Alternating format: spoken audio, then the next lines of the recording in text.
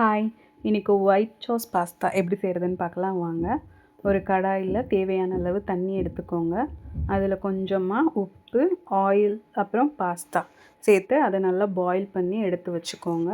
இன்னொரு பேன் எடுத்துகிட்டு அதில் கொஞ்சமாக பட்டர் ஆட் பண்ணிவிட்டு துருவி வச்சுருக்க கார்லிக், ஆனியன் அப்புறம் கேப்சிகம் அப்புறம் வேக வச்சு எடுத்து வச்சுருக்க ஸ்வீட் கார்ன் இதெல்லாம் சேர்த்து நல்லா அது கூட கொஞ்சம் சால்ட் ஆட் பண்ணி நல்லா டாஸ் பண்ணி எடுத்து அதையும் ஓரமாக வச்சுக்கோங்க தனியாக.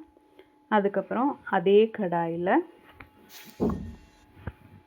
பட்டர் ஆட் பண்ணிவிட்டு அதில் ஆல் பர்பஸ் ஃப்ளார் நான் கோதுமை மாவு ஆட் பண்ணியிருக்கேன்.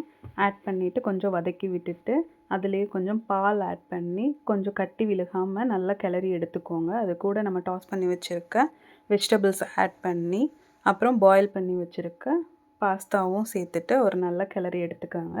அது கூட நான் சீசனிங்காக ஆரிகனோ, சில்லி ஃப்ளேக்ஸ் அப்புறம் கார்னிஷிங்காக கொத்தமல்லி ஆட் பண்ணியிருக்கேன். ஆட் பண்ணி எடுத்திங்கன்னா நம்மளுக்கு தேவையான white sauce pasta ready. So நீங்களும் வீட்டில் எப்படி இருக்குன்னு ட்ரை பண்ணி பாருங்கள். குழந்தைங்களுக்கு எல்லாத்துக்கும் கண்டிப்பாக பிடிக்கும். பாய்.